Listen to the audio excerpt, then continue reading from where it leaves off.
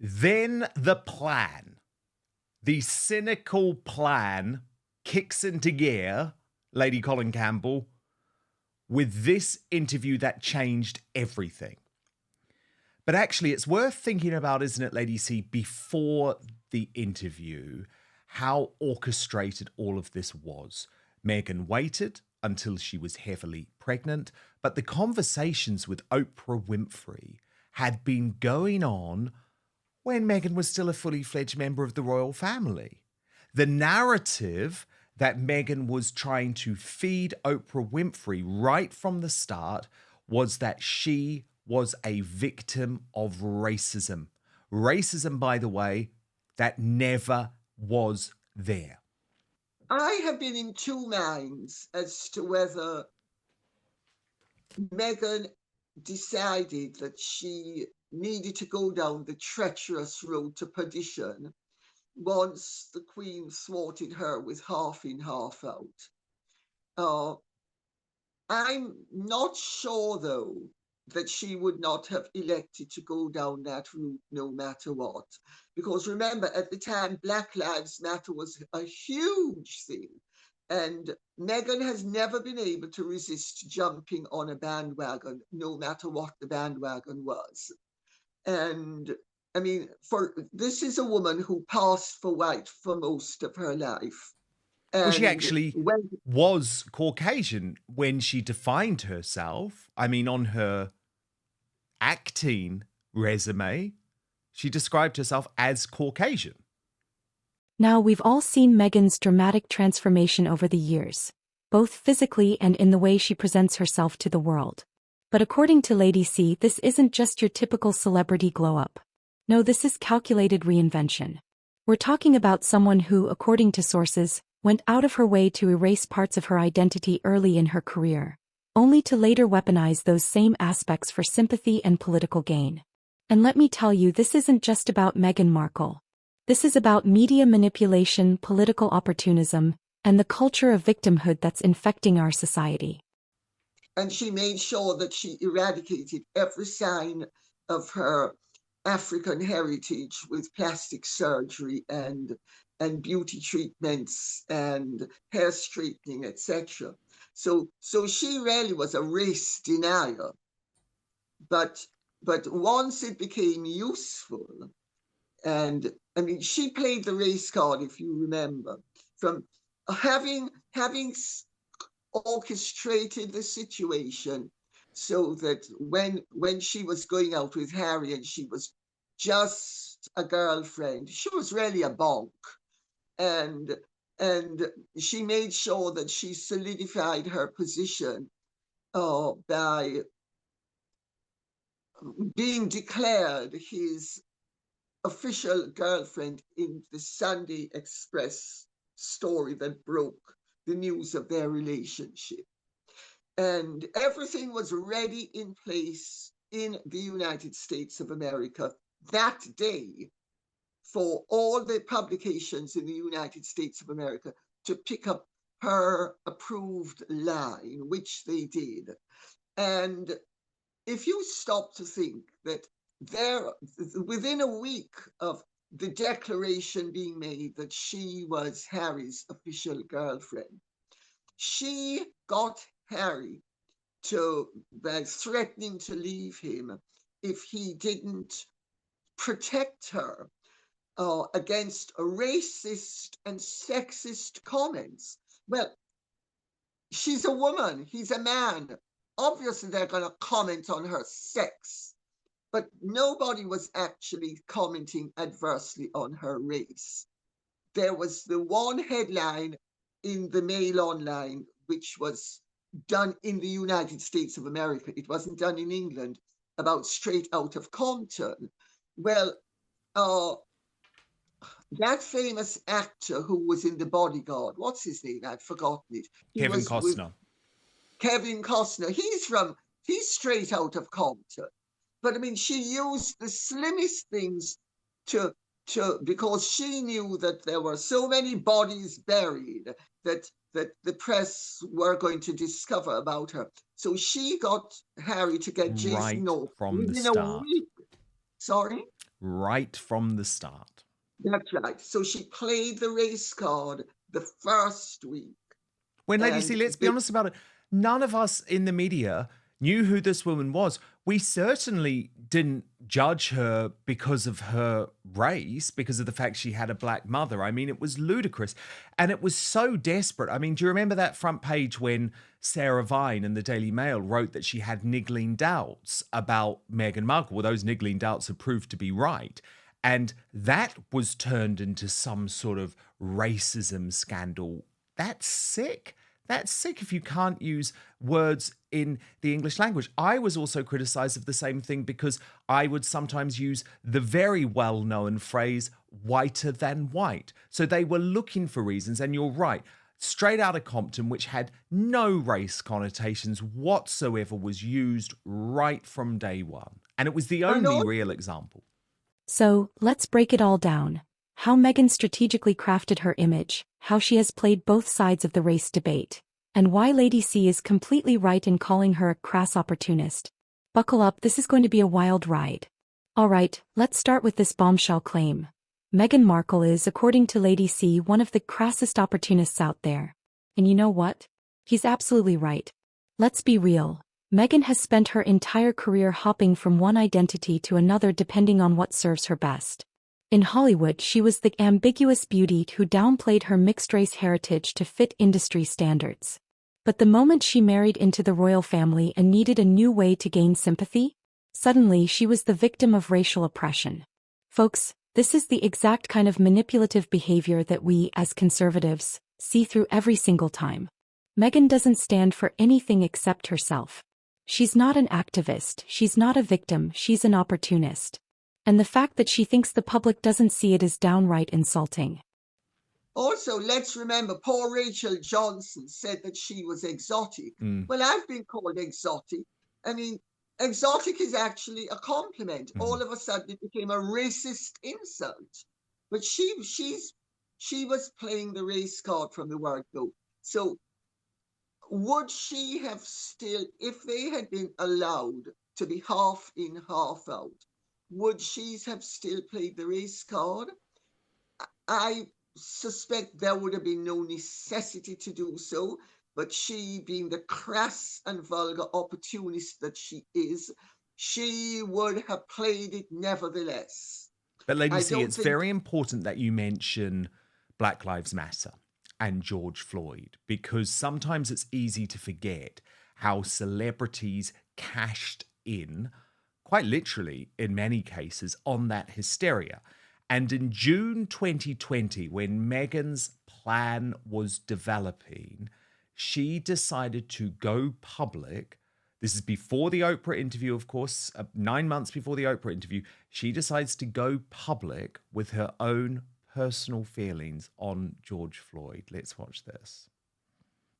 So this was the start, Lady C, this was the start of Meghan trying to take on an activist persona, and it was very cynical.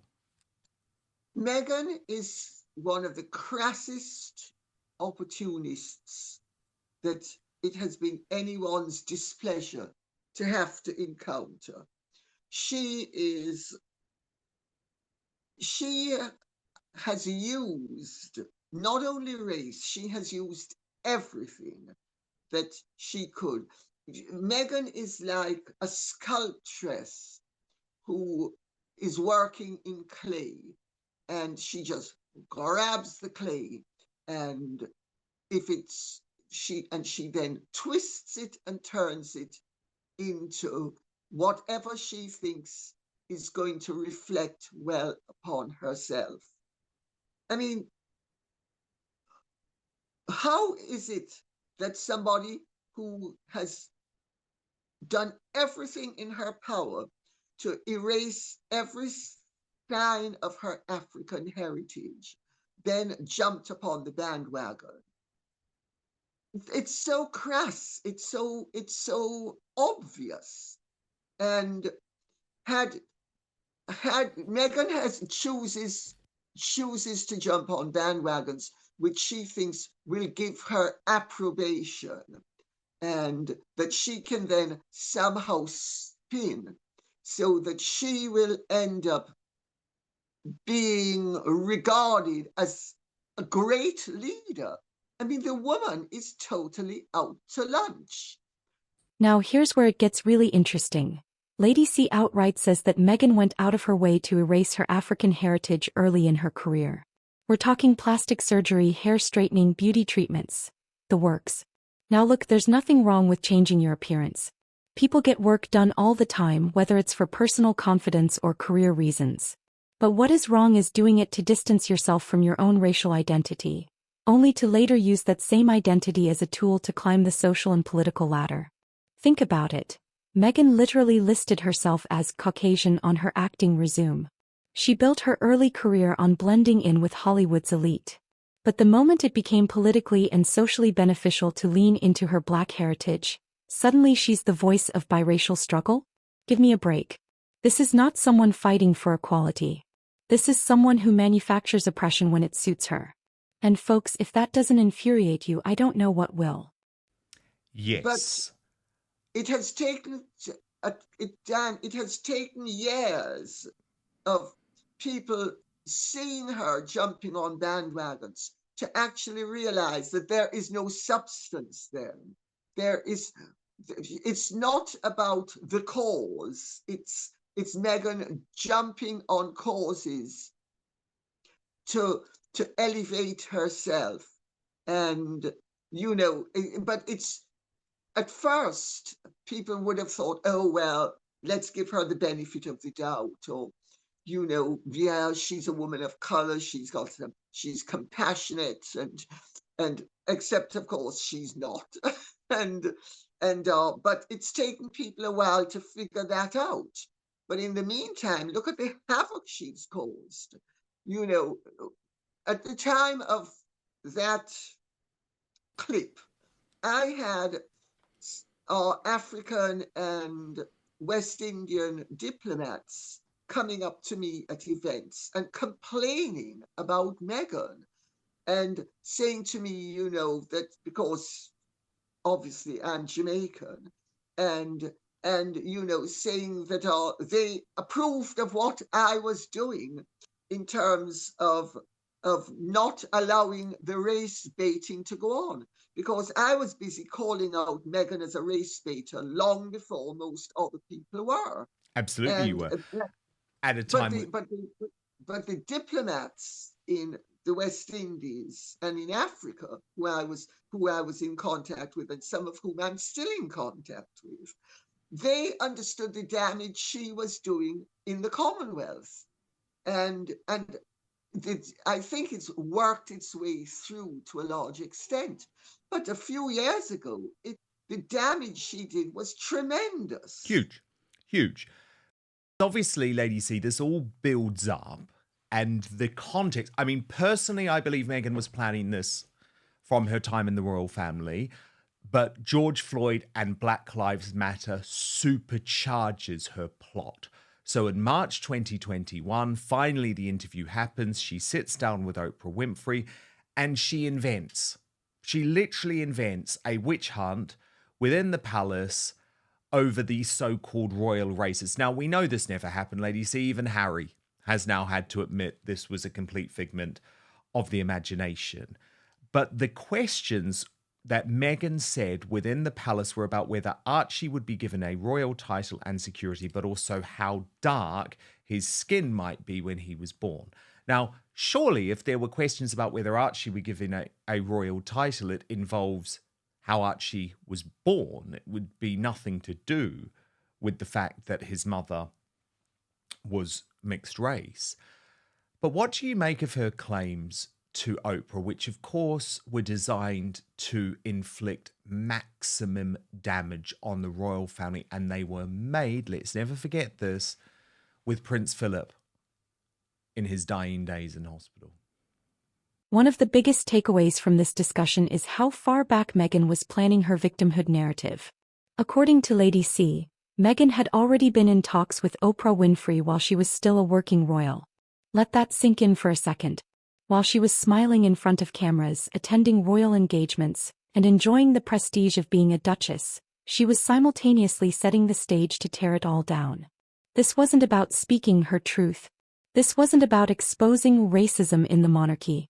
This was a calculated PR strategy. And what's even more telling?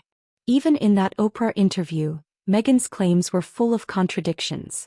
From the alleged racist conversation about Archie's skin color, which she refused to name anyone responsible for, to her absurd statement that she never Googled Prince Harry before meeting him, none of it added up.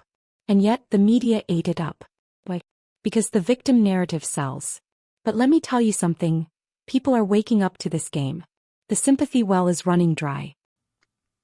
Well, she, in my view, she knowingly set out